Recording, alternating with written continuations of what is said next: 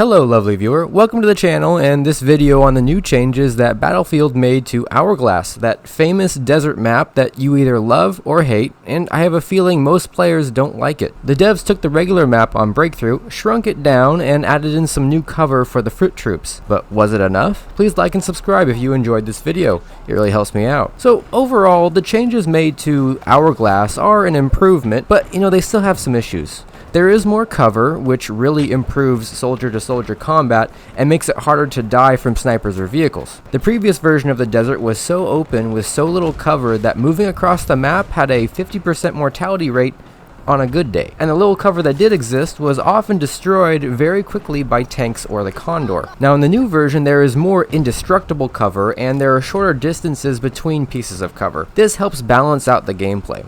However, I have still noticed a few problems. In this version, the attacking team is allowed one flying vehicle, it's called the Condor, with a long cooldown after it gets destroyed. However, the Condor has a massive space to move around in, far exceeding what a ground troop can get to without being out of combat, and with enough maneuverability to outdistance, outrun, or outdodge missiles.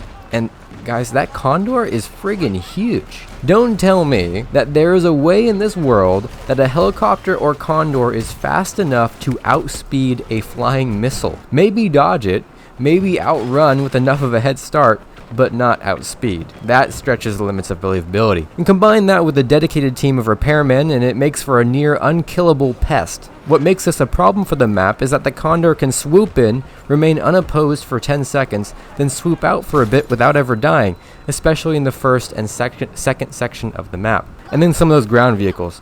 See, vehicles thrive in wide, open spaces where foot troops have little ability to get near them to deal damage. This used to be a massive problem in the old Hourglass map. This new one is a bit better, but it still suffers from this problem in parts of the map, like in these sections. In these sections, there are spaces of 50 to 150 plus meters with little to no cover, forcing those poor players who get spawned there to run across and hope they don't get shot. And there isn't another way around it either, which makes it all the more frustrating. It'd be one thing if there was a longer route that was safer, but there really isn't. You're just stuck running across open ground. I think of it like a balancing act. In this case, maps have to be designed around vehicles, snipers, and ground troops.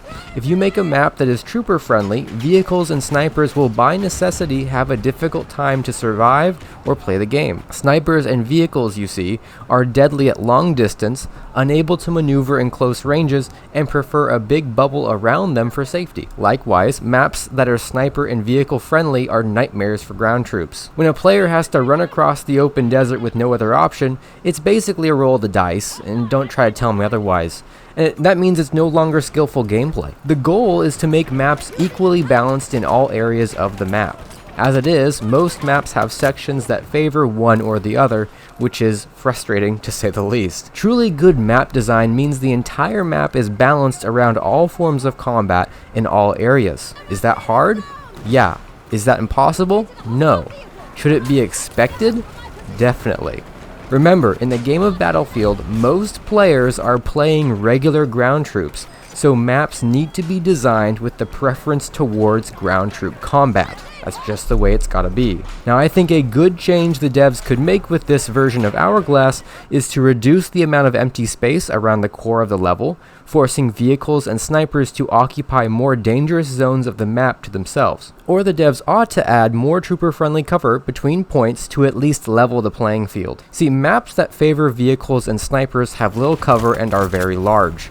Maps that favor ground troops are typically smaller and have a lot of cover. What I have noticed overall is that Battlefield 2042 has made too many maps too big, which naturally favors snipers and vehicles. Granted, they have been scaling back on that, which I think is fantastic. Credit where credit is due. And honestly, this whole map problem wouldn't be so bad if there was a server browser option.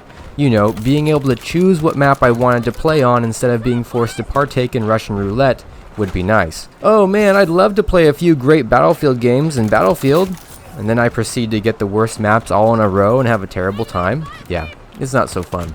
It'd also be a great way for the devs to gather data on what maps people like and dislike. So all in all, the new map version of Hourglass is an improvement that still has room to grow. Now apparently this is the last old map update that Battlefield 2042 is going to do, but I am looking forward to the new map that's coming out in Season 6. So I'm hoping that the mistakes made and lessons learned from this game will be taken into serious consideration for both this upcoming season and the next Battlefield game. They better get it right, because there's no way I'm moving to Call of Duty. Anyway, thanks for watching, have a lovely day, see ya.